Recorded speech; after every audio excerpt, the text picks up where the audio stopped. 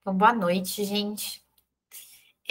Hoje a gente tem essa atividade super especial, que hoje é um dia muito especial, né, para nós aqui no Brasil, que é a data de nascimento de duas grandes referências, né, nas suas áreas, e duas grandes referências para a luta da população negra, para a cultura, né, para a história, para a memória da população negra e para todos nós aqui no Brasil, que são Machado de Assis e o Luiz Gama, né? O Machado de Assis é um nome mais conhecido,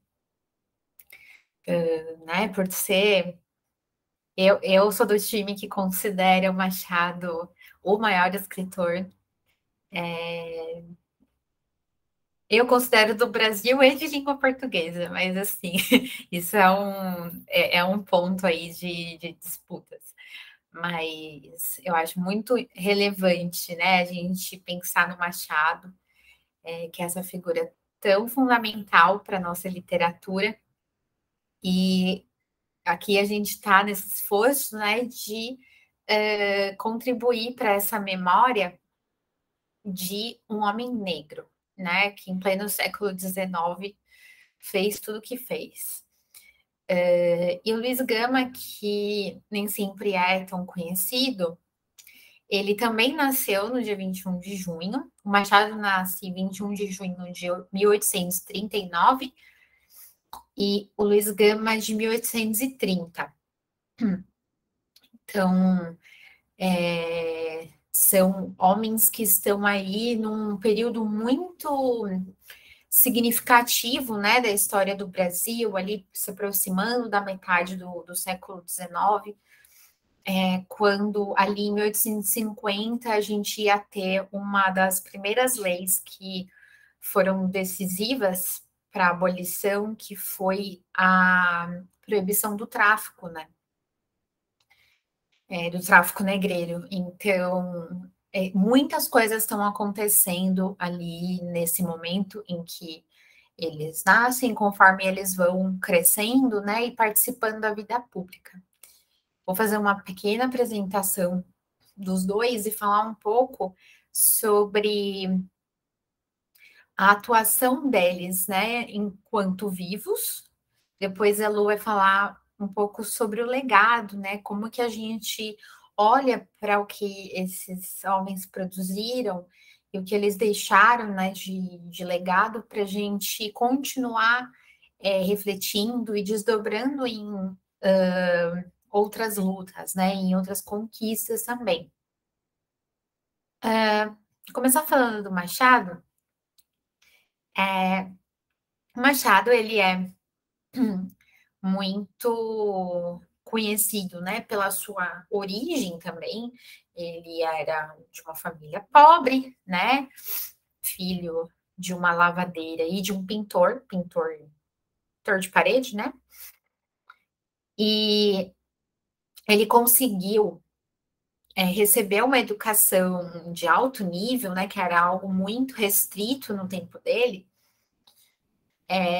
graças a um padre que gostava muito dele, né, tinha se afeiçoado a ele e conseguiu que ele estudasse no seminário, né, da igreja. Então, ele recebe uma educação muito clássica, né, muito formal. E isso acaba aparecendo muito na obra do Machado, que é cheia de referências, né, à tradição europeia, assim, né, tanto da literatura quanto da filosofia. Então, isso vai estar muito forte. Só que Machado era uma pessoa muito sagaz, assim, até é uma coisa que eu sempre comento, assim, com amigos, que a gente vê tanta coisa acontecendo hoje, né, no Brasil, e eu sempre me pergunto, falei, nossa, o que será que o Machado teria para dizer disso, né? Que tipo de conto, né, de artigo, de romance ele não escreveria sobre tantas situações que a gente tem vivido nos últimos anos, principalmente nessas esferas de poder, né, que são essas esferas que tanto interessavam ao Machado, mas não interessavam assim de um jeito inocente, né, como se ele quisesse compactuar com aquilo, como se ele quisesse pertencer àqueles espaços, mas como ele tinha esse olhar muito crítico, muito agudo, né, de um grande observador, de uma pessoa que não pertencia àquele espaço, mas sabia circular naqueles espaços, né, nos espaços de poder, nos espaços da elite, né, principalmente ali quando a gente pensa elite carioca, que era justamente a elite da capital do Império, né? Então lembrei que Rio de Janeiro era a capital do Império. E o Machado, ele era muito bem relacionado, né? Ele era muito querido por muita gente, digamos assim, importante. E isso facilitou com que ele, então, circulasse nesses espaços e observasse muitas coisas, só que com um olhar muito próprio, né? Com um olhar muito crítico, né? E muito perspicaz sobre as relações de poder e sobre várias questões sociais brasileiras que ainda hoje permanecem, né? Com às vezes poucas alterações. Então, o Machado, por muito tempo, ele foi lido tanto em vida, né? Mas mesmo depois da sua morte, ele foi lido como um autor, primeiro, né? Do qual se negava a sua origem, então, a sua origem, seu pertencimento étnico, racial, no caso, né? Então, eles faziam um esforço para não mencionar ou para dar uma outra explicação para o fato dele ser um homem negro.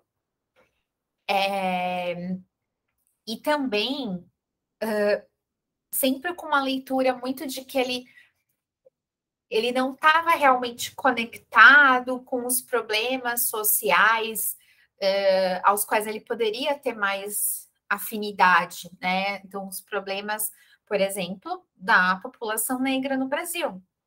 Mas isso é uma leitura que vem perdendo bastante espaço, porque o Machado, ele tem uma característica muito maravilhosa, que é de deixar várias pistas, assim, nos textos dele, que cabem a nós, né, leitores de hoje, né, com mais recursos para entender várias questões da história do Brasil, do contexto em que ele escreveu,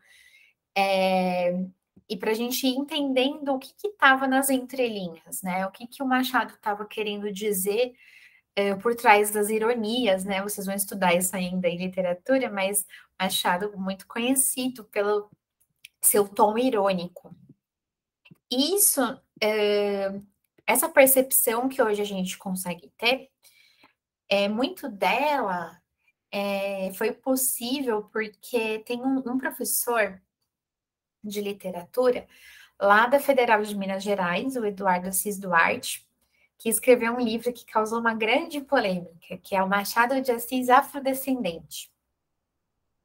E nesse livro, ele vai compilando muitas evidências de como o Machado estava, sim, muito conectado, né, com as causas, por exemplo, como a abolição, que a gente vai ver que é algo bem importante, bem central na vida e na obra do Luiz Gama. Só que o Machado, ele escrevia dentro da imprensa carioca, ou seja, a imprensa ali no centro do império. O império escravocrata, né? A maior parte do tempo escravocrata. A gente teve um ano de império sem escravidão formalmente, oficialmente. Então ele precisava ter muito cuidado na forma como ele ia se posicionar, porque não era só uma questão de, eu vou perder espaço no jornal, era uma questão de ameaça, né, à sua própria vida. Então, o Eduardo Assis Duarte, ele vai mostrando nesse livro como Machado escreveu muita coisa sob pseudônimos, né? Então, ele usava nomes falsos e assinava textos muito combativos em relação à escravidão e em relação a vários problemas da elite. E sempre que ele achava, né, ele pressentia que iam descobrir que era ele, aquele pseudônimo, ele trocava de pseudônimo. Então, por isso que ele teve vários. E ele tinha estratégias muito interessantes. Por exemplo, ele, durante um tempo, editou uma revista de moda. Que era, assim, né, voltada para aquele público feminino das mulheres da alta sociedade. E aí, o que consistia nessa revista de moda? Eram revistas com os croquis, né, os desenhos dos vestidos, né, os modelos e tal. E no meio da revista tinha, assim, algumas amenidades, alguns textos não diretamente relacionados com moda, assim como até hoje a gente vê, né, às vezes essas revistas que são chamadas revistas femininas, elas têm ali, se concentram, por exemplo, em questões de beleza, né, de maquiagem e vestuário e tal, mas tem aqui e ali, às vezes, alguma matéria, um artigo e tal. Então, não é só aquele assunto. E o Machado, numa edição dessa revista, assim, no meio, colocou um textinho não assinado, é, comemorando que no Ceará tinham feito a abolição da escravidão. E, assim, parabenizando, né, os companheiros do Ceará e desejando que aquele bom aquele bom sucesso contagiasse o resto do país. Isso, assim, uma revista de moda com esse público bem delimitado, né? Que eram digamos assim, as madames. Então, o Machado ele foi encontrando essas frestas, né? Essas beiradas para também se posicionar. O Eduardo, né, esse professor que eu estou comentando, Eduardo Assis Duarte, teve uma vez que eu tive a oportunidade de assistir uma conversa que ele teve no Sesc Pompeia. E ele falou uma coisa, inclusive o contexto dessa conversa foi muito impactante, porque foi um dia antes do segundo turno da eleição de 2018. Então, estava aquela tensão, né? Todo mundo preocupado, né? Com um sentimento de muita angústia, né? Porque a chance, né, da eleição do Bolsonaro era muito grande, como de fato, né, se concretizou. E ele falou uma coisa, ele estava justamente falando sobre o Machado de Assis, e ele falou uma coisa que eu nunca esqueci. Ele falou que o Machado foi um grande capoeirista, não literalmente, né? Ele não lutava capoeira, mas ele tinha essa estratégia da capoeira de que é uma certa dissimulação, né? Você finge que vai fazer uma coisa e faz outra. Você finge que você vai dar um determinado passo, fazer um determinado movimento e você faz outro. Você se esquiva e encontra um outro caminho, né? E você encontra um outro caminho, inclusive para atacar. E ele fala, né, do quanto isso é uma estratégia importante de sobrevivência e de resistência. E que o Machado já sabia disso, já tinha essa ferramenta, né, que ele usava muito bem, e que a gente, nesse contexto horrendo, né, que a gente vive, a gente também precisa dessa ferramenta para a gente não só sobreviver, mas para criar caminhos, né, criar alternativas. Antes de eu passar a falar do Luiz Gama, eu queria ler com vocês um comecinho de um conto. O Machado, de fato, ele fala pouco sobre a escravidão diretamente, né, na literatura dele. Mas, na minha opinião, ele fez algo até mais impactante, que foi direcionar o olhar dele justamente para a elite escravocrata e para como a escravidão afetava as diversas relações sociais, como é o caso desse conto que eu vou ler o início com vocês, né? Que é um conto que a gente não está lidando com personagens de uma elite escravocrata, mas com brancos pobres que acabavam entrando nessa estrutura, né? Não tinha como você estar fora dessa estrutura, na verdade. Né? A escravidão era estruturante da sociedade. E algo que acabava sobrando, muitas vezes, para pessoas brancas pobres, naquele contexto, era trabalhos como capturar escravizados foragidos, que é o centro, né, desse conto do Machado. Mas nesse conto, então, o que chama Pai contra Mãe, né, um dos contos mais importantes, né, da obra do Machado, ele que escreveu dezenas de contos, né, foi um grande contista, a gente acaba associando o Machado mais aos três grandes romances, né, mas, me fala Machado, Memórias Póstumas de Brás Cubas, Dom Casmurro e Quincas Borba, mas a obra inteira dele é muito grande, né? E toda ela muito importante.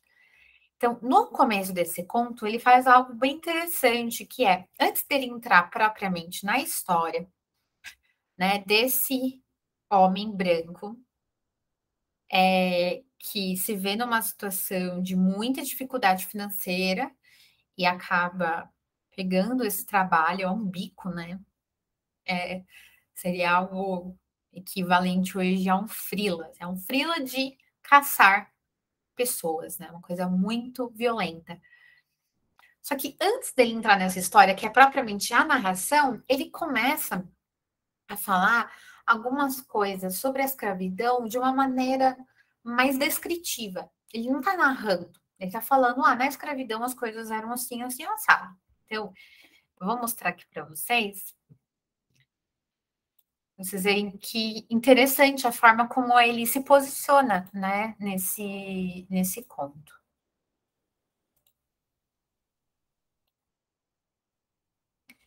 Então, aqui, pai contra mãe. A escravidão, vocês estão vendo? Então, tá pequeno, né?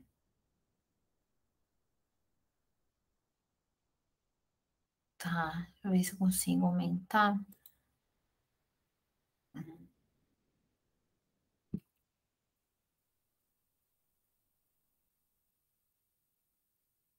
Tá, acho que eu vou ter que...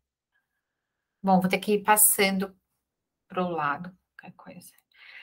A escravidão levou consigo ofícios e aparelhos, como terá sucedido a outras instituições sociais. Não cito alguns aparelhos, senão por se ligarem a certo ofício. Um deles era o ferro ao pescoço, outro o ferro ao pé. Havia também a máscara de folha de Flandres. A máscara fazia perder o vício da embriaguez aos escravos por lhes tapar a boca. Tinha só 3 buracos.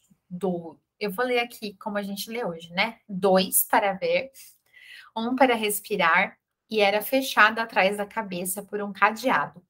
Com o vício de beber, perdiam a tentação de furtar, porque geralmente era dos vinténs do senhor que eles tiravam com o matar a sede. E aí ficavam 2 pecados extintos, e a sobriedade e a honestidade certas. Era grotesca tal máscara, mas a ordem social e humana nem sempre se alcança sem o grotesco e alguma vez o cruel. Os funileiros as tinham penduradas à venda na porta das lojas.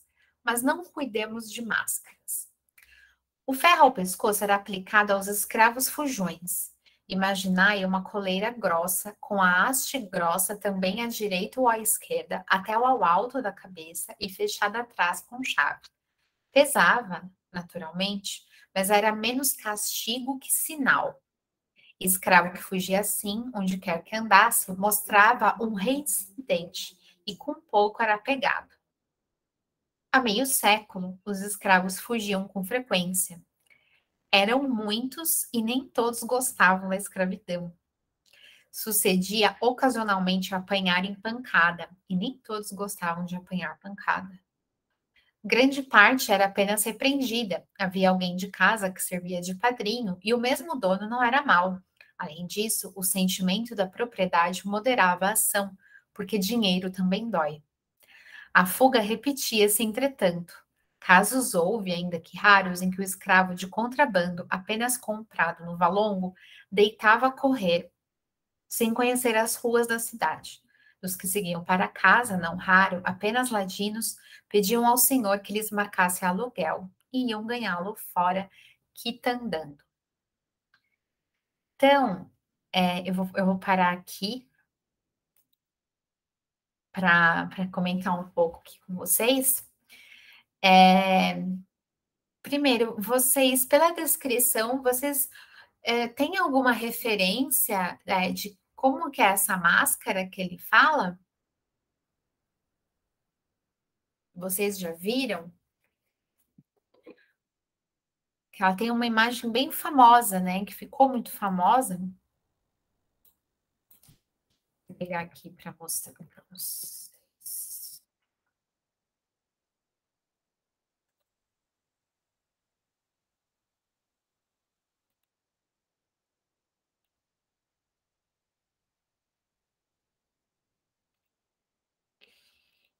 E rapidinho.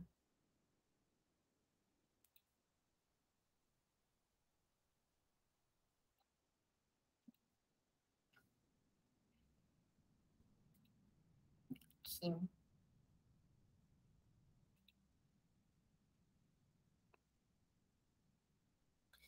Tem essa imagem, né? Bastante famosa, que ficou conhecida como escrava Anastácia.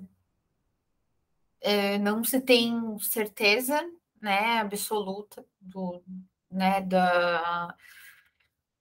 da existência dessa mulher, mas a questão é que essa imagem ela ficou muito forte assim, né, no imaginário, por dois motivos, né? Primeiro, porque ela mostra de uma forma bem forte o quão grotesco é, né, esse instrumento de tortura, como o narrador fala, né, no conto, mas também pelo olhar dela, né, que é um olhar firme, né, não é um olhar de submissão, né? Então tem essa força, assim. E mais recentemente, eu não sei se alguém teve a oportunidade de ver a a exposição que teve da Carolina Maria de Jesus no Instituto Moreira Salles, ali na Paulista, mas você foi, Valéria? Tava muito linda, né, essa exposição. E assim, tinha muita coisa da Carolina, né? Muitas fotografias, os diários, né? Os cadernos onde ela escrevia, muitos textos e tal, mas também tinham obras que dialogavam com obras de outros artistas, né, de outros autores, que dialogavam com a obra, a memória, o legado da Carolina. E uma das que eu lembro que me impactou bastante, deixa eu abrir aqui,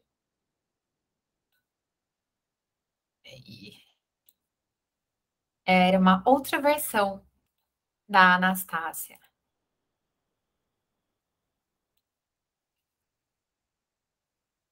Então, retiraram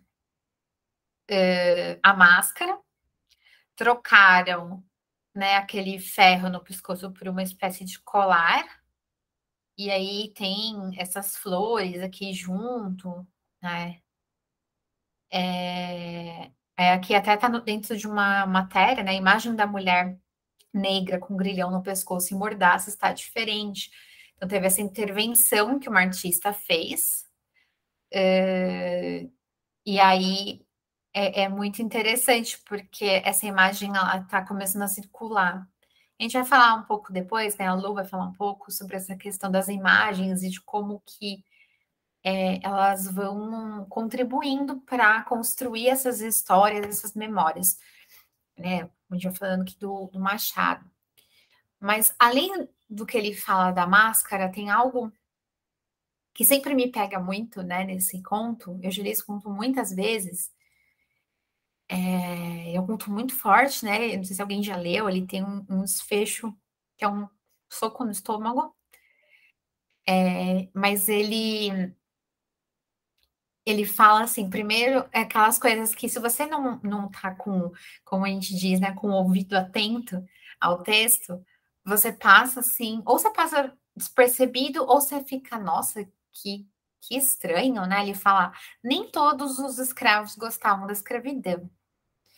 Isso é um dos recursos de ironia do Machado, né? Quer dizer, na verdade, não gostavam, né? Falar desse nem todos é justamente para causar esse estranhamento. E aí ele falava, muitos apanhavam, nem todos gostavam de apanhar. Então ele vai construindo de uma maneira muito sutil, né? E depois ele fala algo que é esse segundo ponto que me toca muito, que é sobre nem todo senhor, né, de escravos era muito mal, era muito violento. E aí ele fala, porque dinheiro também dói. Então, ali ele já está dando aquela alfinetada, assim, aquelas alfinetadas clássicas do Machado, que não é, assim, ele não está passando pano, né, como a gente diz hoje, para o senhor, mas está justamente mostrando que se ele é menos violento fisicamente, né, com a pessoa escravizada, é porque aquela pessoa é uma propriedade, né, daquele senhor, e ele não pode danificar a sua propriedade, né? Senão ela vai perder valor. E isso fica também ali sugerido quando ele fala do ferro no pescoço, que ele fala assim, era menos castigo que sinal, ou seja, o principal objetivo era justamente mostrar para as pessoas que aquela pessoa era reincidente na fuga. Né? Então, ela era era um escravo rebelde. Isso significa que a captura valia mais. Né? Então, você pegar o reincidente valia mais. Então, tem essas coisas, vocês veem, um pedacinho só do texto e que ele está falando sobre muitos elementos da história do Brasil. Não sei se vocês perceberam, mas ele fala da escravidão como algo no passado, né? Esse conto é de 1901. Então, de fato, né, a gente está ali com 13 anos, né, da Lei Áurea. A gente vai voltar a falar do Machado já já. Eu vou fazer uma introdução ao Luiz Gama antes de passar para a Lu.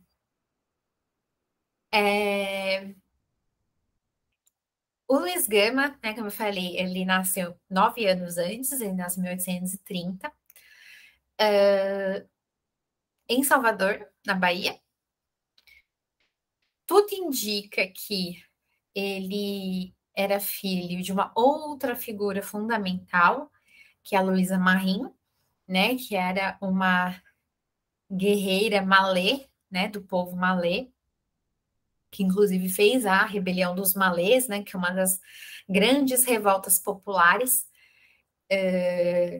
que aconteceram. E isso é uma coisa que eu acho muito importante falar, né?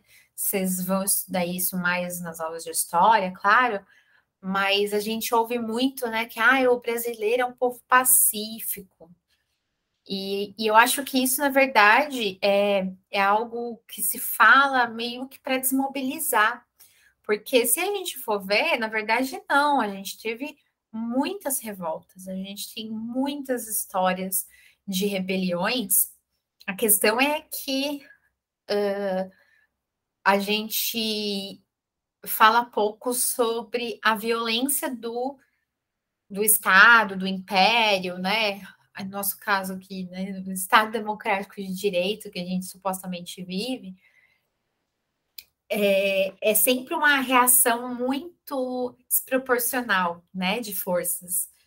Mas as revoltas sempre aconteceram, né? A gente não pode esquecer que o Quilombo dos Palmares, por exemplo, foi uma experiência de mais de um século, em pleno século XVII, né? Então, assim, sempre houve essa resistência, mas a repressão sempre foi muito, muito, muito desproporcional, muito sanguinolenta, né? Muito, muito violenta mesmo. E então o Luiz Gama ele nasce livre, né? Dessa mulher que também era livre, mas ele é filho dela com português. Quando ele tem 10 anos, o pai dele tá com uma dívida e vende ele como escravo. E aí começa assim, né? Algo bem.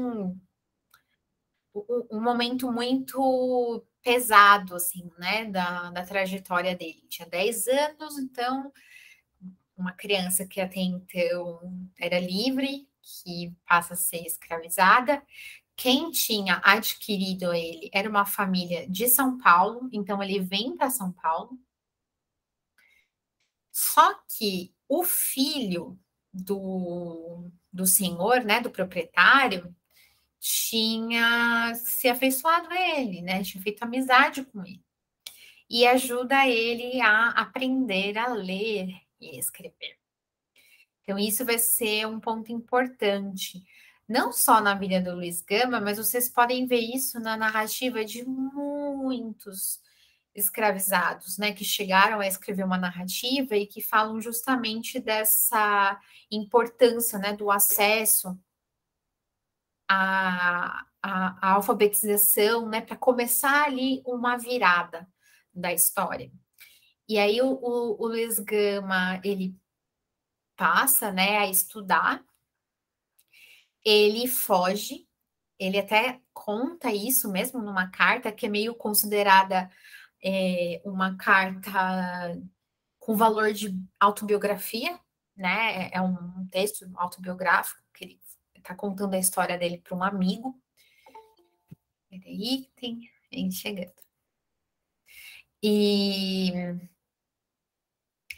aí ele foge, se não me engano, se não me falha a memória, é um percurso que ele faz a pé entre São Paulo e Santos, ou Santos e São Paulo, assim, é um negócio bem intenso. Ele foi vendido pelo pai com 10 anos, isso, aí ele, se não me engano, ele foge quando ele tinha 18 ou 19 anos. E em São Paulo, ele passa a frequentar as aulas do curso de Direito da Faculdade do Largo São Francisco, que hoje é, né, a Faculdade de Direito da Universidade de São Paulo. Inclusive, fica lá até hoje, né, no Largo São Francisco, ali no centro de São Paulo. E ele se torna esse grande advogado que tem como mote a libertação via meios legais, né, de centenas de escravizados, né? Ele consegue libertar centenas de escravizados enquanto advogado. Ele tinha uma frase muito famosa que é: todo escravo que mata seu senhor o mata em legítima defesa. Uma das coisas mais impressionantes no Luiz Gama é como ele estava o tempo inteiro colocando outros termos na discussão sobre liberdade, né, sobre abolição e sobre a escravidão. O que isso significa? Ele estava o tempo inteiro tirando aquele vocabulário de mercadoria, propriedade, para falar das pessoas escravizadas, e falando delas enquanto pessoas que estavam sendo violadas na sua humanidade, violadas no direito que elas tinham a si mesmas. Então, ele inverte a lógica. E ele fala o tempo inteiro, né, de como os verdadeiros criminosos eram os que escravizavam. Ele vai falar em muitos textos, além de ser advogado, né, ele teve uma presença na imprensa muito forte, né, então tinha textos, inclusive, eu estou com aqui para mostrar para vocês, isso vai dar para ver, acho que vai aparecer espelhado, mas é um livro que saiu 2 anos atrás, Lições de Resistência, artigos de Luiz Gama na imprensa de São Paulo e Rio de Janeiro. Quem organizou a Lídia Fonseca Ferreira, ela é a grande estudiosa do Luiz Gama no mundo. Ela é muito responsável, né, por resgatar essa figura e começar, né, há mais de 20 anos faz um trabalho muito intenso, muito sistemático de resgate e de publicação das coisas que ele escreveu, que ele deixou muita coisa escrita. E aí ele tinha essa presença muito forte na imprensa, ele era uma figura muito conhecida. Tanto é que no enterro dele foi centenas de milhares de pessoas. Ele tinha muito prestígio e tinha muitos inimigos também. Né? Ele recebeu inúmeras ameaças de morte durante a vida, justamente pelos posicionamentos dele, pelos posicionamentos não só abolicionistas, mas republicanos também.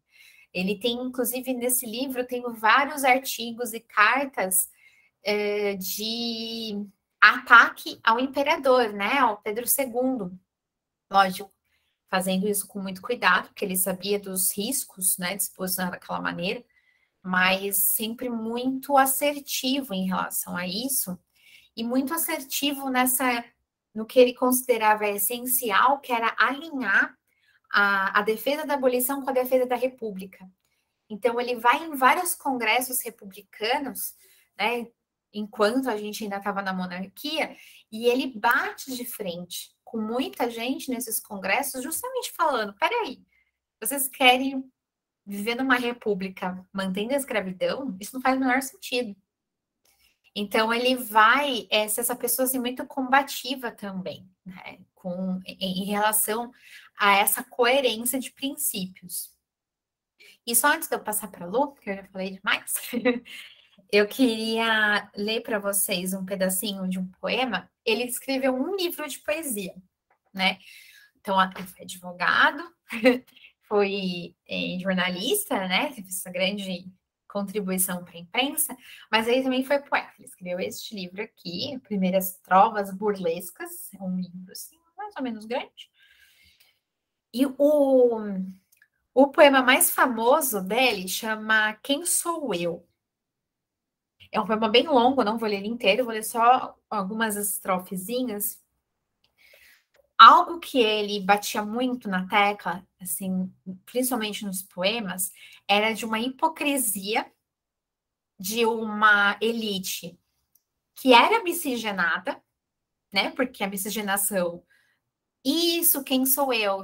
É, é a miscigenação ela atravessava camadas sociais, né? Ela não é uma coisa só, né, das pessoas mais pobres. Na verdade, ela começa dentro da elite justamente porque eram os senhores de escravos que estavam estuprando as mulheres negras, né, as mulheres indígenas, e, e começando com esse processo de miscigenação.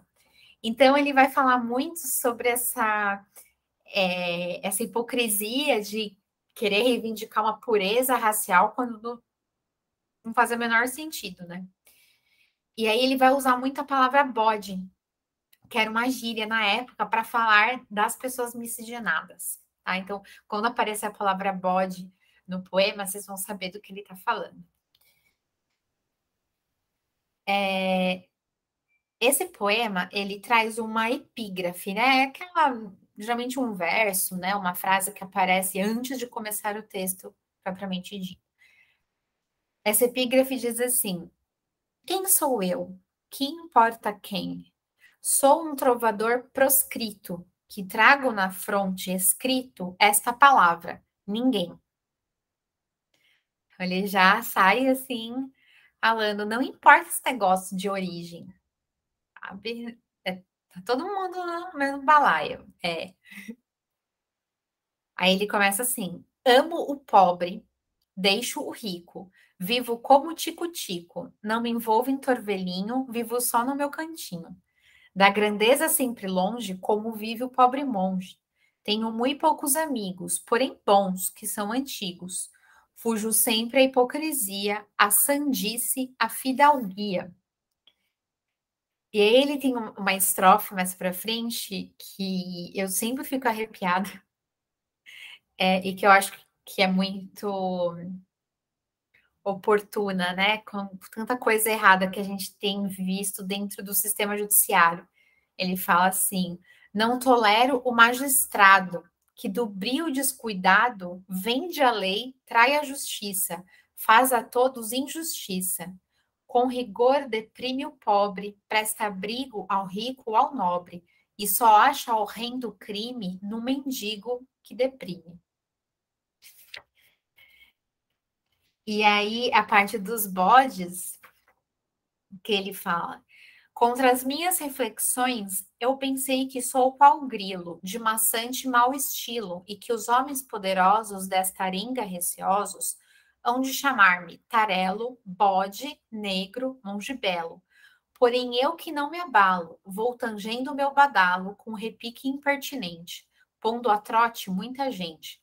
Se negro sou ou sou bode, pouco importa, o que isto pode. Bodes há de toda a caça. Muito bom, Larissa. Pois que a espécie é muito vasta. Há cinzentos, arrajados, baios, pampas e malhados, bodes negros, bodes brancos, e sejamos todos francos, uns plebeus e outros nobres, bodes ricos, bodes pobres, bodes sábios e importantes, e também alguns tratantes. Então, só para dar um gostinho aí do poeta Luiz Gama também, eu vou passar para a Lu.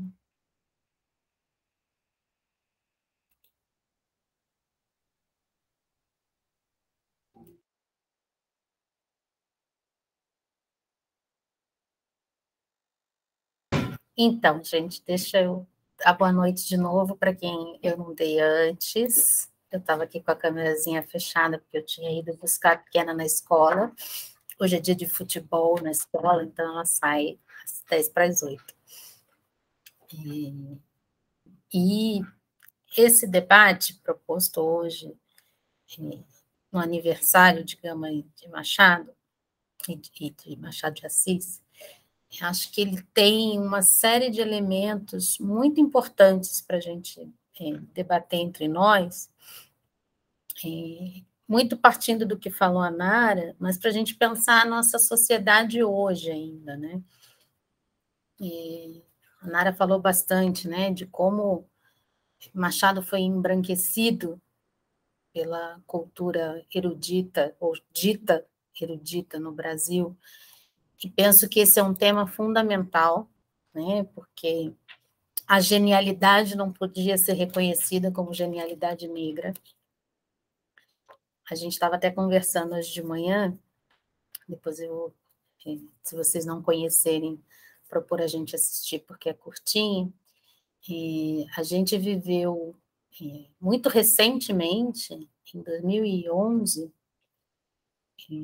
ou seja, vocês aqui, pelo menos em parte, já estavam por aí, uma polêmica muito importante e interessante para pensar a estruturalidade do racismo brasileiro, que foi uma propaganda da Caixa Econômica Federal, né, que a historiografia registra como tendo sido, até pelo tempo em que foi criada, a conta onde Machado, o banco onde Machado tinha conta, e aí, em 2011, né, nas comemorações de aniversário do banco e tal, ela desenvolveu toda uma campanha dos seus clientes ilustres e tal. Todo mundo tem conta na Caixa, a conta da história da vida do Brasil, dos brasileiros, inclusive o Machado de Assis e tal. E a primeira peça que foi ao ar dessa campanha trazia um Machado de Assis europeu. Obviamente, houve uma grita do movimento negro. À época, a gente tinha uma Secretaria de Promoção da Igualdade Racial com caráter de ministério, que, embora muito limitada no que, né, efetivamente tinha de ações, até pelo próprio orçamento que tinha na época, né, mas existia, tinha à sua frente uma histórica militante do movimento negro brasileiro, fundadora do movimento negro unificado, né, que era Luísa Bairros, e a própria CEPIR, né, oficiou a Caixa que aquilo era um absurdo, notificou o CONAR, o Conselho Nacional, né, de Propaganda e Publicidade, que é, vamos dizer assim, o órgão que, em tese, deveria regulamentar a propaganda brasileira, mas que muito pouco faz isso, efetivamente. Na década de 90, da década de 90 para cá, foram inúmeras as iniciativas dos movimentos sociais de provocar o CONAR a dizer, olha, isto não dá, não é possível, e vocês vão ficar calados?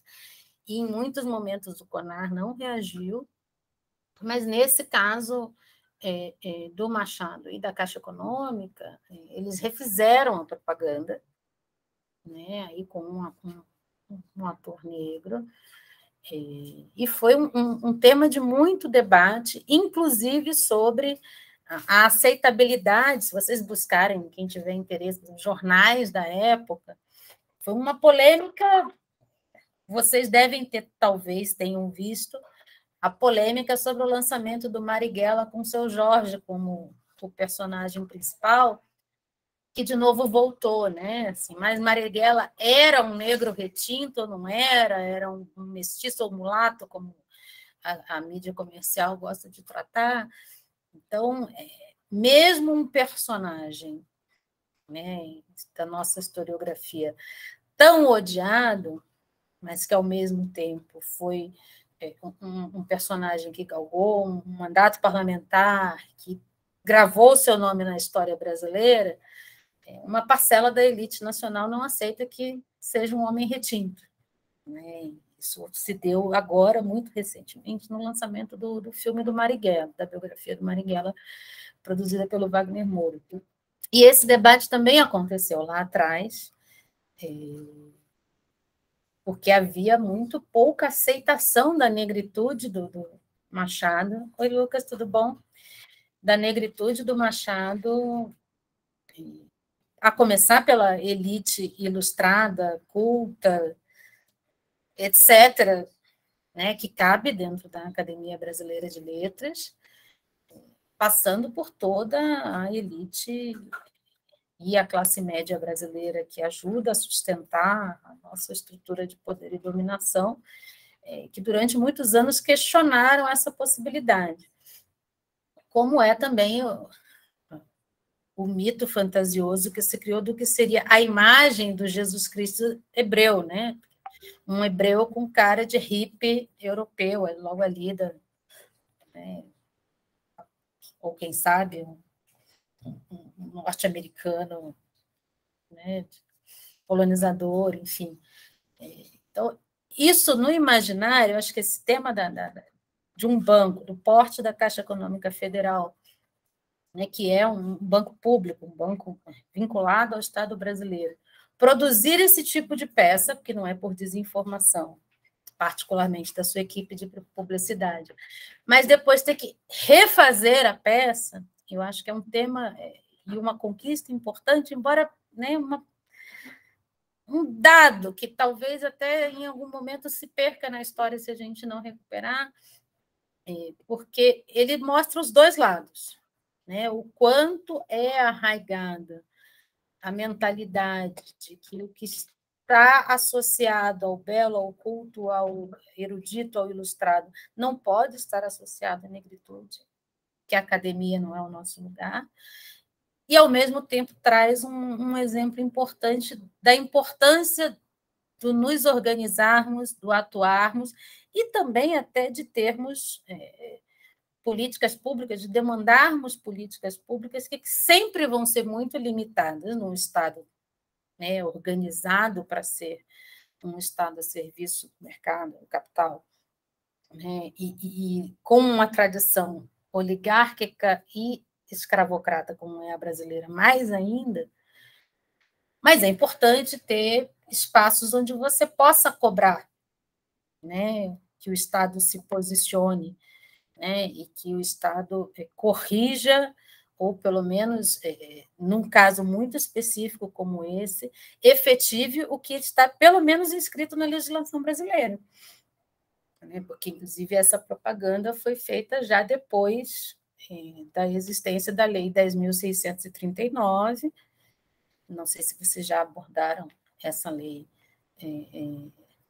tanto na escola, né, que também, desgraçadamente, ela é de 2003, mas é pouquíssimo trabalhada nas escolas. Você já foi abordada no cursinho, mas em 2003 a gente conquistou a Lei 10.639, que escreveu na legislação brasileira que o Estado precisa reconhecer a contribuição do povo negro e dos nossos antepassados do continente africano para o desenvolvimento da cultura e da economia e da sociedade brasileira, e isso precisa estar nas diretrizes curriculares nacionais. Bom, estamos em 2022 e isso ainda acontece de maneira muito voluntariosa por professores, pesquisadores, alguns gestores escolares que fazem isso. O núcleo foi parte importante do processo de luta pela aprovação dessa lei, mas ela ainda é parte da nossa pauta de luta a sua efetivação. Então, a gente pensar, né, como um, entre aspas, pequeno exemplo de um banco que existe em todos os rincões do país, ou seja, em todos os lugares do Brasil, nos barcos que atendem as populações ribeirinhas que recebem direitos sociais lá no extremo norte do país até o extremo sul do país. Tem Caixa Econômica Federal nos menores municípios, porque, né, o banco que faz pagamentos e outros serviços de garantias de direitos, que por isso está, de fato, implantado de norte a sul, produz uma peça dessa e acha ok botar na mídia no país inteiro. Né? Isso é parte de o quanto é violento, né, o processo cotidiano de reiteração dos lugares, como diria Lélia Gonzalez, de nós negros e dos não negros na sociedade brasileira. E, ao mesmo tempo, a vitória de obrigar um banco que está implantado de norte a sul do país a refazer. Isso não é pouca grana, pensando em publicidade. Refazer um material desse. E o quanto isso, inclusive, o debate sobre esse refazer, né, foi importante para abrir para além dos movimentos sociais a discussão sobre a negritude do Machado, inclusive sobre a negritude do Machado nas suas obras. Eu concordo com a Nara que, em boa parte da vida dele, ele teve que ser, eu diria, cauteloso, e o Machado não é o único autor nesse sentido. Se a gente pegar a historiografia e a história política, não só no Brasil também, há muitos escritores renomados que, em muitos momentos, tiveram que navegar ali, né, nas trincheiras possíveis, porque não havia possibilidade de fazer o debate aberto. Pode pegar. Né? Agora, também eu considero, pelo menos foi assim que eu vi, que eu senti, recebi a obra do Machado, quando, particularmente, era preciso estudá-la mais a fundo por conta desses processos de vestibulares, de também, nos seus detalhes, nessas trincheiras da escrita, particularmente para mim, que sou carioca, reconhecer o falar de um Rio de Janeiro, que era o Rio de Janeiro negro também. Né? Das regiões das cidades que não tinham acesso ao serviço de limpeza urbana, né? De falar de contradições do processo do racismo e da escravização, a partir particularmente das suas crônicas, a imagem que se forma na cabeça de uma pessoa que conhece o Rio de Janeiro lendo o Machado é muito concreta das regiões para onde o nosso povo foi empurrado. Muito concreta historicamente. Então, isso também penso que é parte de uma genialidade que se confirma, se coloca, né, em outras formas de atuação e de combate que o nosso povo deu ao processo de escravização, é importante da gente registrar também. E até, né, para um homem do tempo dele, o debate sobre o lugar da mulher, né? A máxima polêmica de Machado de Assis, com Capitu se traiu ou não Bentinho, que eu acho que é uma polêmica para quem quer polêmica. Para mim está bem respondido. Mas pensar, né, para aquela época, trazer esse tema com aquela abordagem que Machado traz, né, sobre as possibilidades de liberdade feminina, passado o tempo, não na época que eu tive que ler o Dom Casmurro, mas depois, passado o tempo, a coisa da militância, pensar, né, o quanto era também os caminhos possíveis de trincheira, de abrir alguns debates. E aí eu falo disso muito porque a trajetória do Luiz Gama, o questionamento que até hoje existe na historiografia oficial sobre a existência de Luísa Marim, a mãe de Luiz Gama, que foi fundamental para o processo de organização da Revolta dos Malês em 1835, sendo ela uma mulher que conquistou a sua alforria, né, no exercício de um modo da escravização, já nas quadras finais da escravização, né, do chamados negros de ganho, né, Luísa era parte dessa população explorada dessa forma, que conseguia não só ali na venda de quitutes, no comércio, no trabalho privado, onde as mulheres negras, no espaço público, onde as mulheres negras já estavam há muito tempo, né, e que é um debate que a gente traz, inclusive, para dentro da discussão do feminismo, né, que tem como sua marca a luta pela reivindicação do trabalho e do direito ao espaço público, mas o espaço público nem sempre foi direito para boa parte da população, né, da humanidade, particularmente depois da fase imperialista do desenvolvimento do capitalismo, da necessidade de espraiar mercado para o mundo inteiro. Isso foi a base fundamental para o modelo escravocrata moderno, que até hoje guarda, né, algumas de suas raízes coexistindo com o capitalismo na sua fase atual, e no Brasil a gente vê isso corriqueiramente, né, denúncias de situações de relações de trabalho absolutamente cruéis, ou ver episódios como agora, né, do assassinato do indigenista Bruno Pereira e do jornalista Dom Phillips, que acontece todos os dias naquela região e que, infelizmente, não tem o mesmo destaque, porque acontece com população indígena ou com trabalhadores não brancos, inclusive servidores públicos da FUNAI. Aqui está a definição de indígena. Que legal, e a Google agora quer me contar o que é o indígena. Então, a gente pensar esses caminhos trilhados por Machado, a gente pensar a relação disso com o questionamento historiográfico oficial da existência de Luísa Marim. E a gente pensar, por exemplo, que Luiz Gama, que foi reconhecido em 2015 pela Ordem dos Advogados do Brasil como um advogado, né? Sendo que, como a Nara falou, ele cursou, né, as arcadas do Largo de São Francisco, acompanhou todo o período do curso.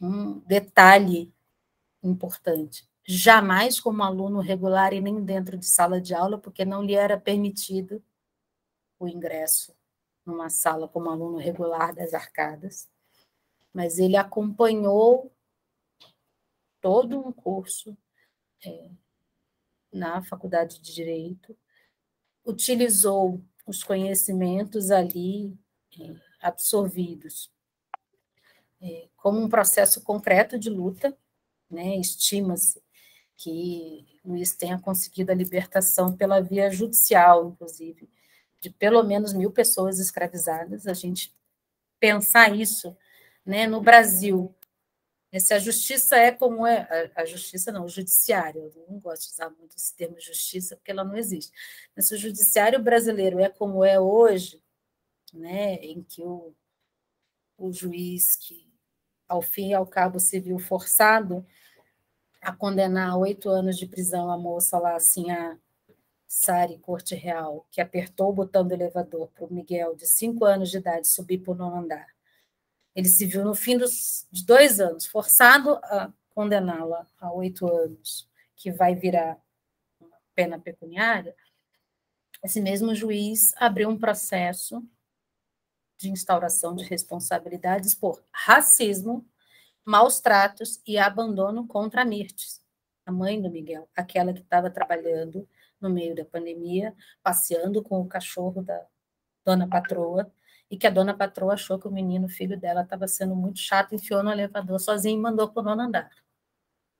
E se o Brasil de hoje é isso, imagina pensar em libertar, pela via judicial, 1.000 pessoas em 1860. É revolucionário. E muitas vezes a gente pensa, né, putz, a revolução, ela é, e necessariamente vai ser um processo de enfrentamento direto, mas ela pode se dar de formas muito criativas, eu diria. Né? E a experiência de uma vivência à margem, como o nosso povo teve que construir historicamente no processo do escravismo, colocou uma série dessas possibilidades de caminhos, não necessariamente aqueles possíveis abertamente, para esse questionamento da estrutura social. Então, isso era um vínculo que eu acho que era importante fazer do debate e dessa vinculação para além da data histórica do Machado com Luiz, que penso que é um tema de reflexão muito importante, particularmente nesse momento em que, por exemplo, nomes como o do Luiz Gama passam a compor bibliografias oficiais do processo de vestibular, que também foi um processo longuíssimo para a gente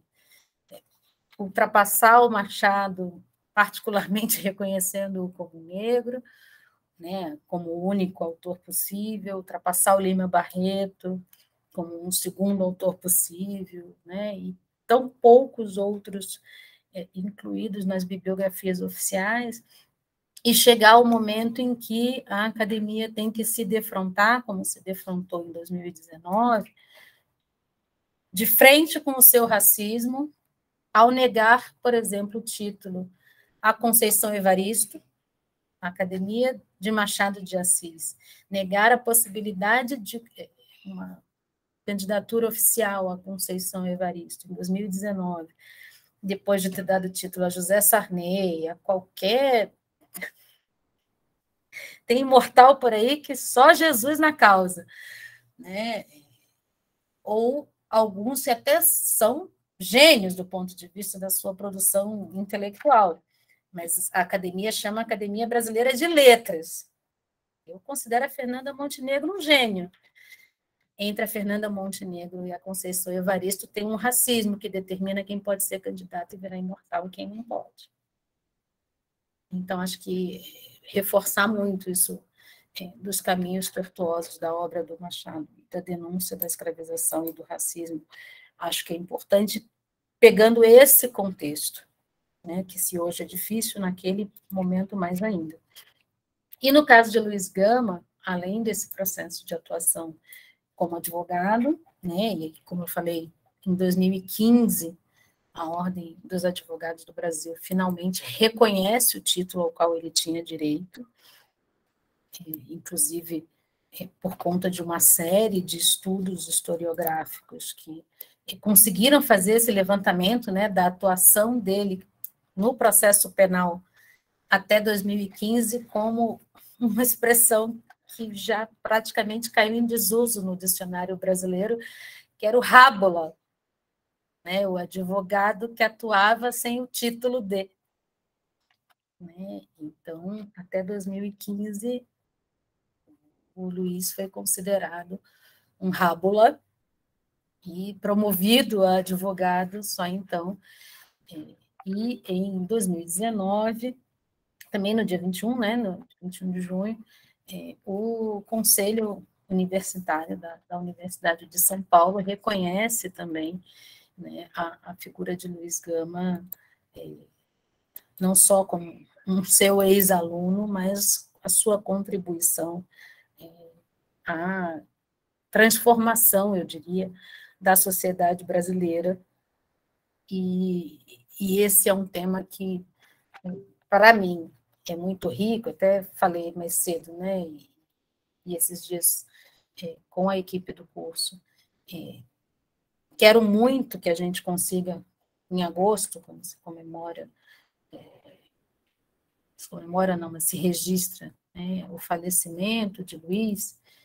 Tem uma amiga, companheira, irmã de Marcha de Mulheres Negras, que é jornalista também, como eu e como Luiz Gama, e que acabou de fazer a entrega da sua dissertação de mestrado sobre a obra jornalística e literária de Luiz, e acho que vai ser fantástico tê-la com a gente. Essa semana ela está afônica, derrubada, dodóizinha, não foi possível, mas acho que é importante a gente trazer esse resgate também das letras de Luiz Gama, né? Tanto pela via da poesia, que a Nara já falou e já trouxe exemplos importantes, mas também pela via da sua atuação como jornalista, e como jornalista, num período da nossa história que não havia essa, que é a primeira fake news difundida pelo jornalismo brasileiro em particular, né, de que existe neutralidade no jornalismo. O jornalismo surge a partir de grupos políticos com dinheiro, algum dinheiro, aí o tamanho do jornal dependia assim, da quantidade de dinheiro, que queriam atuar no debate público organizadamente e defender suas ideias. Isso é a origem do jornalismo. Isso é a origem do Correio Brasiliense, isso é a origem dos jornais mais antigos da história da Europa, desde a prensa do Gutenberg. A partir, particularmente, do final da segunda metade do século XX para cá, é que começa essa história que permite cada vez mais o jornalismo ser um legitimador e reprodutor e produtor contínuo de ideologia pró-classe dominante, sem questionamento, como sendo, né, o meio da verdade, que começa essa história da neutralidade. O nascimento do jornalismo não tem nada a ver com isso, assim como a sua existência hoje não tem nada a ver com isso. Né? O MST jamais terá o mesmo espaço que o Ronaldo Caiado nas páginas do Estado de São Paulo, mas eles são neutros e a favor do Brasil. Então, o quanto Luiz Gama foi importante para fazer, pela via jurídica e também pela via jornalística, o debate público sobre o significado da escravidão, sobre as violências, as misérias e as mazelas que a escravidão impunha a uma parcela majoritária da humanidade, e também, né, sobre o quanto aquele modo de acumulação de capital e reprodução de capital era, em si, absolutamente irracional, como tudo que o capital constrói, são elementos muito importantes para um processo de reconhecimento da nossa importância, né, enquanto povo negro, para a transformação jurídica, política e social da nossa sociedade. E no Brasil isso é pouquíssimo reconhecido ainda, né? Agora, em 2019, por exemplo, os Estados Unidos teve um processo de mudança, inclusive, e nos Estados Unidos isso é muito forte, né? De quem ilustra as notas das cédulas de dólar é um negócio muito... E o movimento negro conquistou a mudança da representação histórica da nota de $20 e a imposição da Harriet Tubman, que também foi uma líder abolicionista negra, que uma das primeiras lideranças, ou a primeira registrada na história, liderança mulher do processo de luta contra a escravidão no processo da chamada Guerra de Secessão naquele país, que também contribuiu para a libertação de mais de 500 pessoas e que, assim como várias das nossas figuras, assim como Luísa Marim no Brasil, assim como Luiz Gama até muito pouco tempo, era uma figura obscurecida, não vou dizer apagada, porque não se consegue apagar, mas uma figura obscurecida pela história oficial. E o movimento negro conseguiu conquistar essa mudança e conquistar esse reconhecimento de Luiz Gama como advogado, né, como um ex-aluno da Universidade de São Paulo e um honoris causa, o reconhecimento da sua contribuição para o debate público de enfrentamento ao modo escravista de organização da sociedade e de reprodução da economia, também nos coloca num lugar de pensar a nossa intervenção na construção desse país convencionoso chamado Brasil, que considero fundamental para a nossa identidade como povo, né, para que a gente possa avançar nos processos de compreensão de que as políticas de reparação são isso, reparação, em nenhum momento, em nenhum tipo de benesse, não à toa, são tão questionadas até hoje, né? Agora a lei de cotas está fazendo aí o seu processo de enfrentamento de uma revisão, né, que está previsto para esse ano, e os setores anticotas, que sempre foram a favor de cotas como as da Lei de Terras, como as cotas que construíram a Universidade de São Paulo como um espaço possível de estudo para a elite brasileira à época da fundação da universidade, que ainda, né, tinha aquela coisa de estudar na Europa, fazer Coimbra, não sei o quê. Quando a USP se constitui, ela se constitui distribuindo vaga cotista para aluno da elite paulistana, dizendo que pode ser legal. E depois ela vira a universidade, né? Minha filha está aqui do meu ladinho, botou o cotovelo em cima do teclado e fechou. Vira a última universidade do país a aceitar a instituição do sistema de cotas raciais, né? Porque isso inexoravelmente fere de morte o projeto original de uma inteligência, uma elite intelectual branca, para reproduzir a estrutura social herdada da escravização. Ao a gente entrar na universidade, né, começar a produzir sob a lógica conceitual e supostamente a única científica que a universidade legitima, e trazer esses debates de uma forma que não podem mais ser tratados, como Luísa Marim é tratada até hoje, como uma possibilidade, né, talvez tenha existido ou não, isso vai criando fissuras que não à toa redundou no que a gente está vivendo de 2016 para cá. E aí não tem a ver com governos, defesa do governo anterior, mas com compreender processos sociais, né? Porque muitas vezes a gente fala, mas é um pouco exagero dizer que o processo de cotas ou o processo de reconhecimento dos direitos das trabalhadoras domésticas impulsionou o golpe. Não, não é. Porque as cotas permitem que a gente descubra, comprove pela via científica legitimada do meio acadêmico, lá no boletim da CAPES, a contribuição de Luiz Gama, que Machado de Assis era um homem negro, né?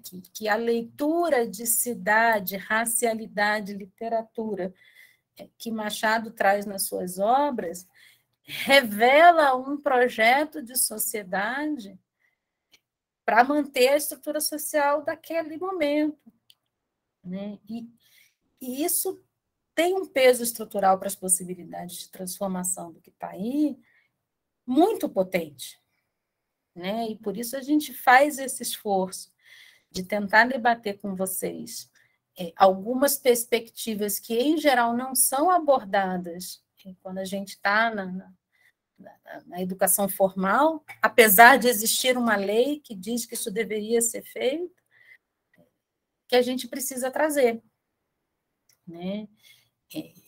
Pensar que um jovem homem negro cuja mãe se perdeu no processo de resistência à escravização, né? Porque Luísa, no processo de escravização, de organização da Revolta dos Malês, passa a ser perseguida, porque ela é identificada como uma das lideranças que passava, né, as orientações e recados dos africanos aqui escravizados, que praticavam, né, a filosofia e a religião islâmica e que conheciam muito bem a língua árabe e conseguiam se comunicar de uma forma que o Estado brasileiro não conseguia entender, porque, né, as estruturas de segurança pública, desde a polícia da Guarda Real, tem uma característica no Brasil: polícia e censura necessariamente um reprodutor de ignorância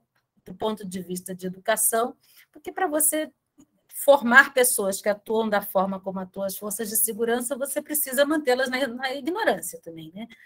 A gente não pensar que o problema é só dos indivíduos que agem com a violência e a brutalidade que agem os indivíduos nas corporações policiais, eles são também o produto de uma doutrina que precisa manter pessoas que atuam naquela função um patamar de ignorância razoável para que sirvam ao Estado da forma como serve.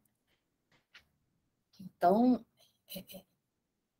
quando Gama vai para os jornais, e ele contribuiu em vários jornais, mas particularmente aqui no estado de São Paulo, para fazer esse debate público, político e jurídico do processo da escravização e do quanto era necessário romper com aquele modo de organização política e econômica que sobrevivia da violência nos níveis mais brutais da exploração de uma parcela da humanidade por outra. Isso precisou no sentido da perspectiva, né, da elite dominante brasileira, ser ocultado porque tem um peso de uma derrota histórica muito importante. E a ocultação dessa derrota histórica é parte de um processo de tentativa de manutenção daqueles conceitos e daquelas regras jurídicas que permitem que até hoje o Estado brasileiro não seja obrigado a assegurar efetivamente o que é uma reivindicação, desde os processos movidos por Luiz Gama, da reparação, né, a reparação política e também econômica à população negra, do que foram os crimes, e são ainda os crimes continuados da escravização. Se o Estado brasileiro mapeasse desde as rupturas familiares que o processo de escravização trouxe, e que, em muitos casos, em muitas peças processuais, inclusive vários deles foi mapeado isso, por Luiz Gama, exatamente fazendo esse mapa de volta do que foi o próprio caminho de vida dele, né? Filho de um processo que a gente não está registrado na historiografia, mas imagina que foi parte do processo de estupros muito comuns no período escravocrata, de um homem branco que, durante um período, o adotou e que depois o vendeu, quando ele chega numa idade de possibilidade de gerar lucro, né? E fazendo esse caminho de volta, seja pela via dos chamados filhos, à época chamados filhos bastardos, seja pela via do o quanto houve de desmonte de famílias para desmontar possibilidades de resistência também, não só pelo aspecto diretamente econômico em si, e o quanto houve de destruição da possibilidade de recuperação de fio histórico genealógico da população que depois virou a população brasileira, isso daria, acho que é incalculável, pensando os nossos padrões de até onde a gente consegue lidar com dinheiro em termos de indenização e reparação, não só à população negra aqui no Brasil, mas ao continente africano, né, tão espoliado para fazer girar a roda do capital, que vive hoje em muitas de suas regiões uma situação de miséria absoluta, que é produto disso. É produto de uma lógica de exploração econômica e pessoal. Do latim produtos. E de exploração de indivíduos para girar a roda do capitalismo, que destrói as possibilidades de erguimento econômico de um país, de vários países no continente africano. Então, recuperar essa historiografia de Gama, eu acho que tem muito a ver com recuperar o potencial revolucionário que o nosso povo tem no processo de desmonte do modo escravista, no processo de resgate da nossa identidade e cidadania, liberdade possível num sistema regido pelo capital, e de garantia de direitos, que penso que é muito importante a gente abordar, conhecer, e queria encerrar, também falei disso sobre Machado, a Capitu, e vou encerrar com um poema do Gama, dedicado às mulheres, que avalia-se que é dedicado também à mãe da qual ele foi distanciado, que chama A Cativa. Como era linda, meu Deus! Não tinha da neve a cor, mas no moreno semblante brilhavam raios de amor. Ledo o rosto, o mais formoso, de trigueira coralina, de anjo a boca, os lábios breves, cor de pálida cravina. Em carmim rubro engastados, tinha os dentes cristalinos. Doce a voz, qual nunca ouviram dúlios bardos matutinos. Seus ingênuos pensamentos são de amor, juras constantes. Entre as nuvens das pestanas tinha 2 astros brilhantes. As madeixas crespas negras sob o seio lhe pendiam, onde os castos pomos de ouro amorosos se escondiam. Tinha o colo acetinado, era o corpo uma pintura, e no peito palpitante um sacrário de ternura. Límpida alma, flor singela, pelas brisas embaladas, ao dormir d'alvas estrelas, ao nascer da madrugada. Quis beijar-lhe as mãos divinas, afastou-nas, não consente. A seus pés de rojo pus-me, Tanto pode o amor ardente. Não te afastes, lhe suplico. És do meu peito, rainha. Não te afastes. Neste peito tem trono, mulatinha. Vi-lhe as pálpebras tremerem, como treme a flor louçã, embalando as níveas gotas dos orvalhos da manhã. Qual na rama enlanguecida, pudibunda, sensitiva, suspirando, ela murmura: ai, Senhor, eu sou cativa. Deu-me as costas, foi-se embora. Qual da tarde ao arrebo? Foge a sombra de uma nuvem ao cair do sol. Vou botar o link desse poema e de um outro aí no chat para vocês, para a gente encerrar a prosa. Lu, posso fazer um comentário sobre o poema?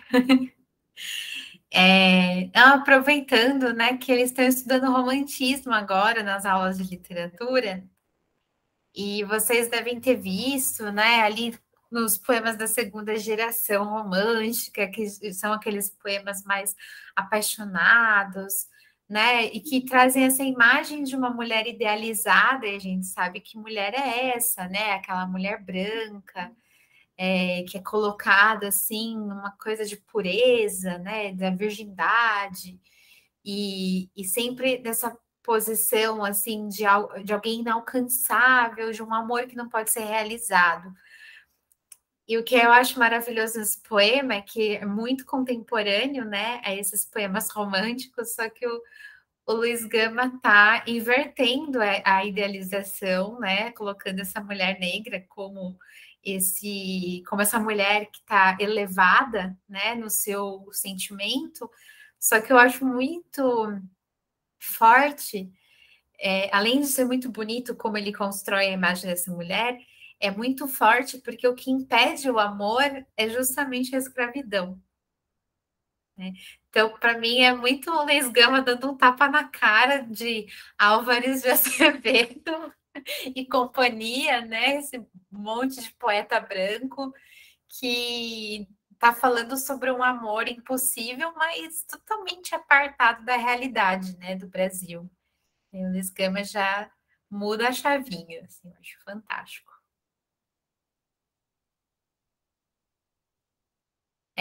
Pessoal, vocês querem fazer algum comentário, alguma pergunta? Foi tão rico aí o que a Lu trouxe, tanta referência. Acho que é muito forte, né, quando a gente vai fazendo essas conexões com a nossa atualidade, né? Que nem a Lu trouxe o caso da Sari, né? Da Sari Cortes Real, né? A mulher branca lá no Pernambuco, que foi condenada pelo assassinato, né? Vamos falar, né, de forma bem objetiva, pelo assassinato do menino Miguel, e ao mesmo tempo que a mãe dele agora está sendo processada, né? É uma coisa muito, muito absurda, né? E que mostra o quanto a gente ainda tem o que trilhar aí. Mas o quanto também a gente tem essas referências que são tão importantes, né, para a gente, que ensinaram aí o caminho das pedras, né? É muito impactante mesmo, Valéria. O poema sempre me impressiona. Só por curiosidade, alguém não conhecia o Luiz Gama? Que eu falei lá no começo, né, que ele é uma figura menos conhecida que o Machado. Olha, que interessante. Então, que bom que você está aqui conhecendo esse homão, como a gente diz, né? Ah, que bom, Valéria. Sabe que 3 anos atrás, no dia 21, né, aniversário dele, eu fiquei com vontade de visitar o túmulo dele. Ele está enterrado no cemitério da Consolação. E aí eu fui até lá, eu nunca tinha entrado, no cemitério da Consolação. Eu fui até lá, e lá tem muita gente ilustre, né, enterrada. A Tarsila tá lá, Mário de Andrade, uma galera, assim. E aí, eu não... Nossa, eu achei super confuso o mapa que eles dão, né, na entrada do cemitério, porque é muito grande lá. Eu não achava de jeito nenhum o túmulo dele. Eu fiquei, ai meu Deus, que vergonha, né? Não acredito, eu vim até aqui e não tô achando. E aí, olha só, né? Eu encontrei porque eu vi a professora Lígia, né, que eu comentei com vocês, né? Que é essa grande estudiosa do Luiz Gama. Ela estava lá visitando o túmulo dele. Ela estava com a mãe dela, inclusive. Foi muito bonitinho.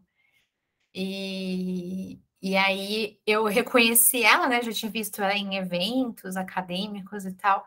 E aí eu fui até ela e eu comentei, ah, professora, né? Vim visitar o túmulo. E ela ficou super emocionada. Ela falou, ah, eu sempre venho, todo dia 21 de junho. E eu nunca vi ninguém aqui. Ela estava muito feliz, né? Mas durante 30 anos, se não me engano, tinha uma procissão puxada por organizações negras. 30 anos a partir da morte, né, do Luiz Gama, tinha essa procissão até o cemitério da Consolação, né? Então foi algo muito forte, assim. Ele foi essa figura muito prestigiada, né? Muito reverenciada ainda em vida. E eu falo sempre que eu fico muito triste porque ele morreu antes de 88, né? 1988. Ao mesmo tempo que eu fico aliviada porque eu penso, imagina a tristeza, né? Algo que ele lutou tanto e ver como se deu. Porque o Luiz Gama, uma das propostas dele, né, que diferenciava ele de muitos abolicionistas, é que ele exigia que a escravidão viesse com a indenização dos libertos, né, dos escravizados libertos.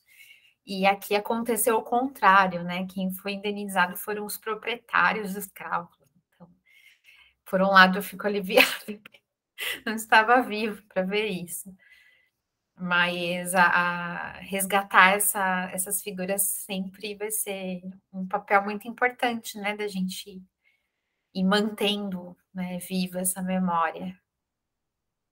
E que bom que vocês conheceram mais e que gostaram, né? Muito bom. Quer falar mais alguma coisa, Lu?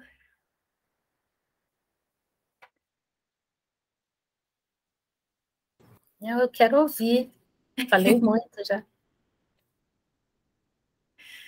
Estão tímidos. E acho que mesmo quem não conhecia, pelo menos essas abordagens que a gente trouxe, que queira falar, questionar, fiquem à vontade, viu?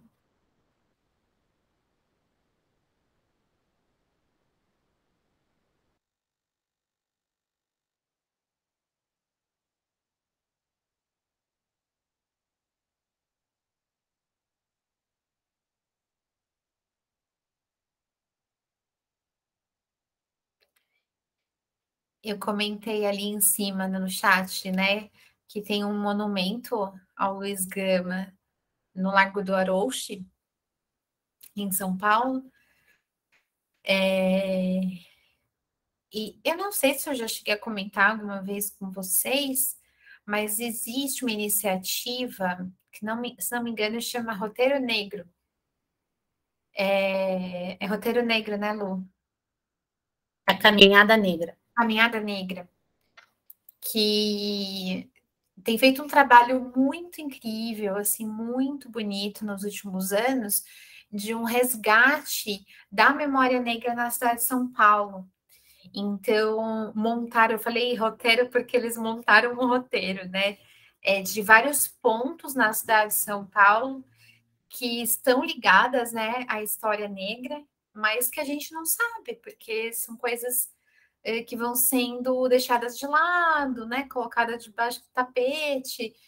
E aí tem uma galera assim fazendo esse trabalho incrível de recuperação da memória. E o busto do Luiz Gama é um desses pontos. E mais recentemente a gente teve uma inauguração de uma estátua na Praça da Liberdade, né? É da Maria Quitéria, não é, Lu? Você ficou sabendo? Então, né, de uma liderança também negra, e a liberdade que, né, acaba sendo muito associada à imigração japonesa, até mais recentemente a estação mudou o nome para Japão Liberdade, que foi algo que teve bastante resistência, porque é também uma forma de apagamento, né, da história, mais uma forma de apagamento da história negra ali no bairro. Mas era um bairro, assim, com uma grande presença, né, de pessoas negras durante a escravidão, né, a Praça da Liberdade era uma praça onde escravizados eram enforcados, né, e a gente tem ali o cemitério dos aflitos, que era um cemitério de escravos, né, de indígenas, de indigentes, né, moradores de rua. Então, tem toda uma história ali que acaba sendo camuflada, né, por causa de uma escolha, né, política de chamar mais atenção para a imigração japonesa. Logicamente, a gente não está falando contra a imigração japonesa, mas só de pensar em como que o poder público acaba privilegiando essa imagem, até para fins turísticos, né? Diga, Lu. Não, eu ia falar que aqui na Liberdade é a estátua da Madrinha Eunice, que é uma das fundadoras da antiga escola de samba do Lava Pés. Fazia o seu cortejo aqui do Lava Pés, aqui na região, né? E que o bairro da Liberdade, que agora é a Estação Liberdade Japão, muita gente não sabe, mas ele tem esse nome por conta da história negra também. Né? A época onde, né, a prática do enforcamento era comum, uma das lideranças das rebeliões negras contra o processo escravista, o Chaguinhas, foi condenado à forca, e quando ele foi ser enforcado, a corda arrebentou por 3 vezes. E era uma prática, né, porque era uma condenação que seguia aqueles ritos medievais que a gente vê em filme, né, da população assistir, aquela coisa grotesca, e era comum, quando a corda arrebentava, ser visto como algum sinal e a população clamar por liberdade, né, já que, né, algo dizia que aquela pessoa não devia ser morta particularmente daquela forma. E por isso aquela praça ganha o nome de Liberdade, que hoje é associada à imigração japonesa, mas que, na verdade, é parte da tentativa também de apagamento da nossa história, né, e dos processos de luta contra o escravismo. Agora, aqui no bairro, eu sou aqui do bairro do Bexiga, né, a gente está vivendo outro processo nesse sentido, não sei se vocês ouviram falar, mas a construção da nova linha do metrô, a prometida linha laranja, né, que é a chamada linha 6, passa aqui pelo bairro, e nas escavações aqui da estação, ali perto da 9 de julho, Praça 14 Bis, foi no começo da retomada das escavações, é uma obra que está parada já há mais de 10 anos, fruto dos processos aí de discussão de indenização, né, de imóveis que tiveram que ser demolidos, enfim.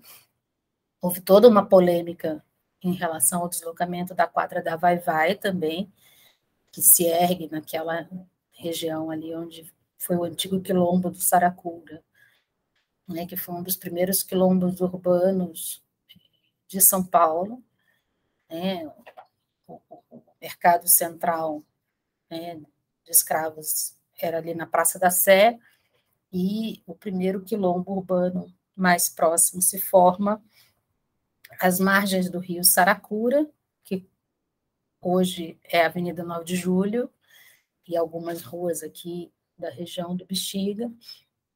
E agora, na retomada das obras, depois que depois de 10 anos de polêmica, né, houve o segundo deslocamento da Vai-Vai, o primeiro foi na década de 70, logo depois do processo que deu na abertura das grandes avenidas aqui, que deslocou a população, inclusive aí os descendentes mais próximos da população quilombola, e criou o que hoje é a cidade de Tiradentes, né, deslocou aquela população aqui da região do Bexiga para o fundão da cidade, construiu o distrito de Cidade de Tiradentes, e agora, no final do ano passado, depois de muita pressão, houve novamente o deslocamento da quadra da Vai-Vai, a quadra foi derrubada, e na retomada das obras foi encontrado material que foi já cadastrado como um sítio arqueológico, que inclusive recebeu o nome de sítio Saracura, e a gente está na briga aí para a preservação desse sítio, do material que foi encontrado, para que não seja tudo moído na continuidade da obra do metrô, que haja efetivamente um projeto de resgate arqueológico, que também não seja só tira o que foi encontrado de lá e joga em algum depósito, ou apenas desloca para um museu sem traçar esse processo histórico da origem da nossa população e da luta contra a escravidão ali.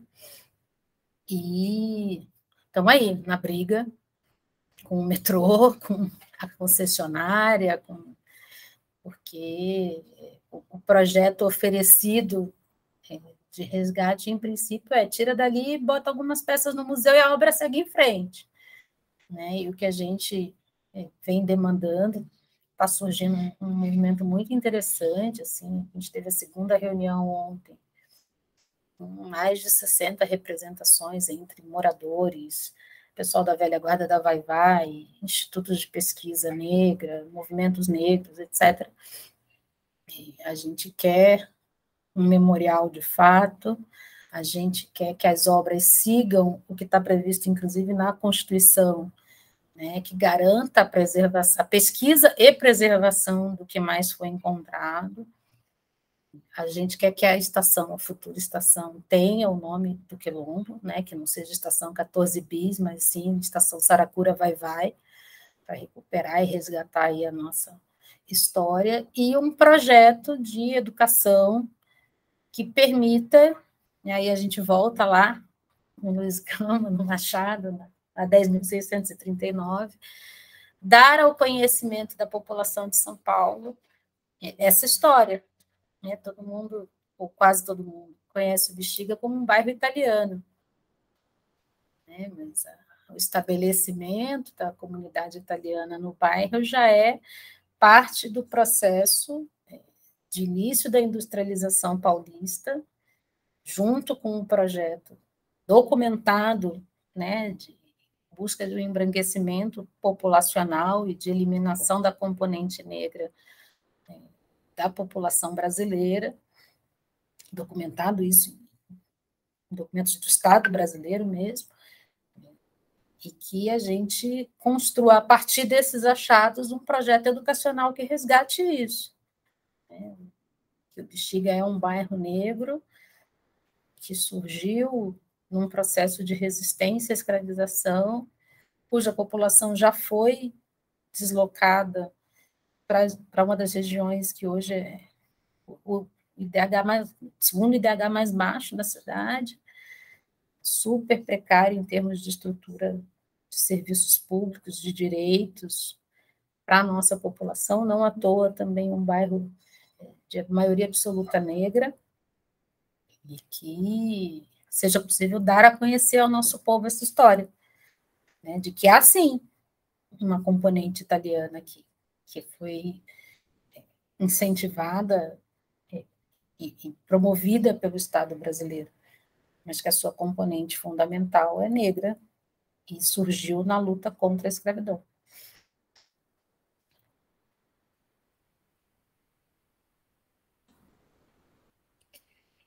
Tô vendo aqui o que a Larissa mandou, essa HQ Indivisível, da Marília Mars, sobre a história negra no bairro da Liberdade. Parece incrível, eu estava vendo aqui no site. Muito obrigada pela dica, Larissa. Uma referência aí para a gente aprofundar.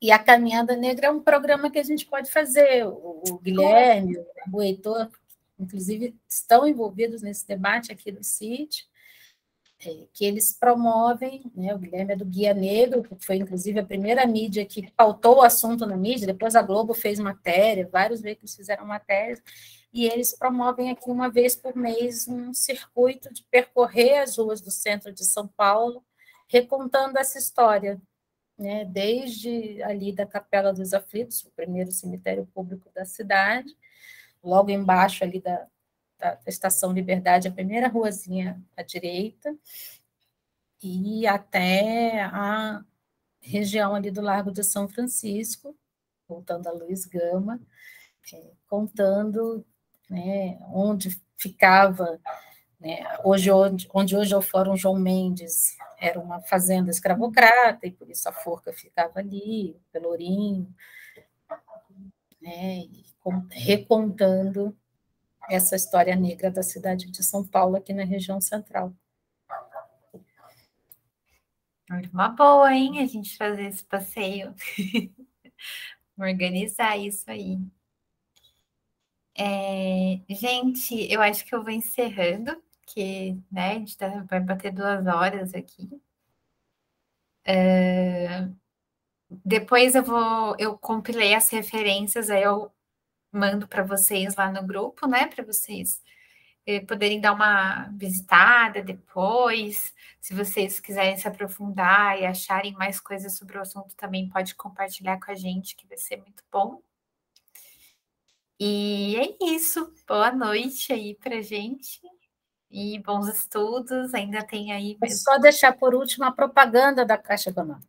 Ah, sim. De Assis. Boa, boa. Deixar aqui. Quero agradecer vocês. Queria ter ouvido mais vocês.